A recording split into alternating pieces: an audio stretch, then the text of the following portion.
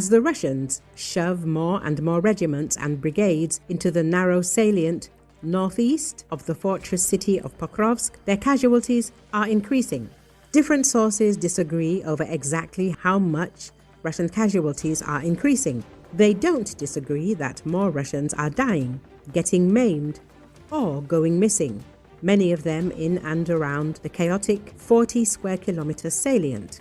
Euromaidan Press media outlet recalls, a leaked Russian document provides a baseline for Russian losses between the 1st of January and the 1st of September this year. According to the document, Russian forces suffered 281,550 casualties in those 245 days, 86,744 killed in action, 33,996 missing in action, 158,529 wounded in action, 2,311 captured. That's 35,000 casualties a month through the early weeks of Russia's renewed push toward Pokrovsk.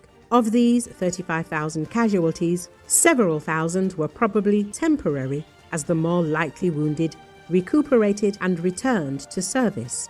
Given that Russia recruited nearly 32,000 fresh troops a month over the same 8 months, there's a good chance the Kremlin enjoyed a small troop surplus throughout much of 2025. But Russian commanders' determination to capture Pokrovsk, one of the last urban strongpoints between the Russians and the free twin cities of Kramatorsk and Sloviansk, has erased that surplus.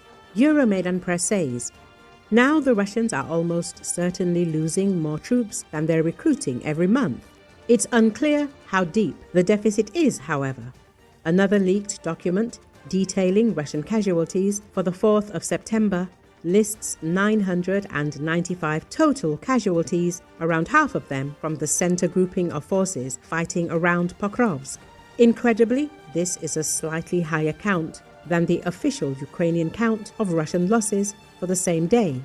The Ukrainian General Staff, which could be forgiven for projecting rosier figures, tallied just 810 Russian casualties on the 4th of September. The casualty rate among Russian field armies has probably increased since then. On the Pokrovsk direction, Russian troops activated attacks across the entire direction, suffering 18 to 20% greater losses over the last week. The Ukrainian Center for Defense Strategies reported, if Ukrainian Center for Defense Strategies is correct, the Russians are losing around 1,200 troops a day. If the typical ratios of killed to wounded to missing hold, 1,200 total casualties could mean 400 confirmed killed in action a day. Analysts widely assume most missing Russian soldiers are also dead somewhere along the 1,100-kilometer front line. But at least one analyst has good reason to believe Russian losses are currently much greater. Analyst Andrew Perpetua visually confirmed 825 Russian killed in action in 5 days starting on the 9th of October. That's 165 dead Russians every day on average, Euromaidan Press says. But Perpetua stressed that his count is probably low, as there are surely many Russian combat deaths that don't leave behind photographic or video evidence. Perpetua himself estimated he observes between 15% and 30% of Russian losses. Being conservative, that could mean that Russia's battlefield deaths are approaching 500 a day.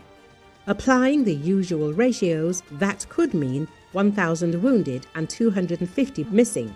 Again, most of the missing are probably dead.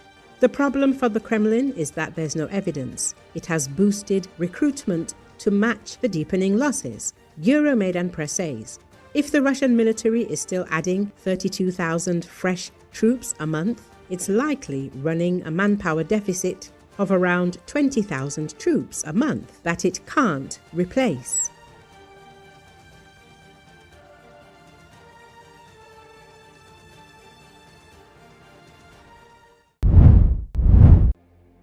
Kyiv residents expressed disappointment Saturday after U.S. President Donald Trump's signal to his Ukrainian counterpart Volodymyr Zelenski that he was leaning against selling long-range Tomahawk missiles to Ukraine.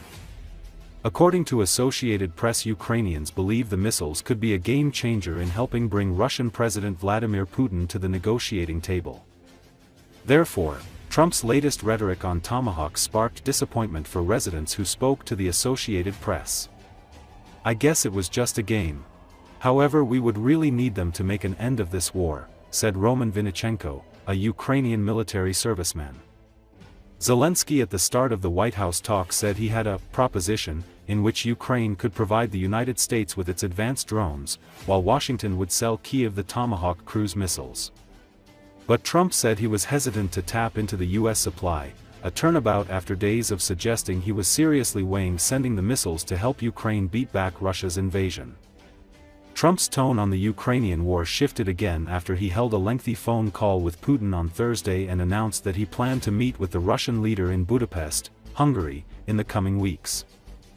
"Every day civilians and soldiers die, buildings collapse, our streets and cities are being destroyed," Vinichenko added, stressing the urgent need for the missiles. In recent days, Trump had shown an openness to selling Ukraine the Tomahawks, even as Putin warned that such a move would further strain the U.S.-Russian relationship.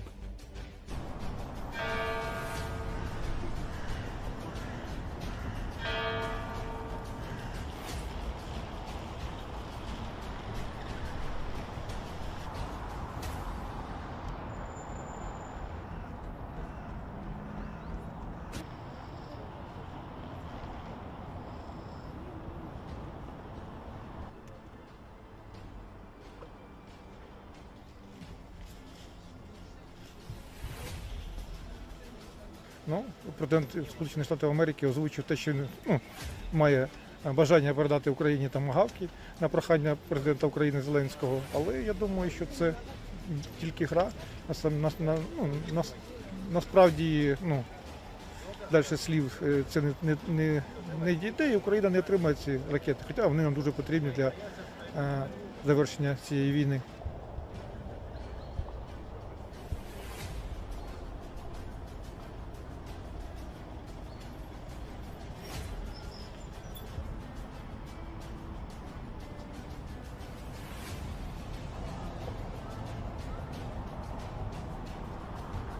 Нам потрібно воювати, для цього нам потрібна зброя, і неважливо, як ми її отримаємо, чи отримаємо як благодійну допомогу, чи будемо купувати, але вона потрібна щодня, тому що кожного дня гинуть люди, кожного дня хтось гине із військових, із цивільних, рушаться будівлі, вулиці, міста цілі,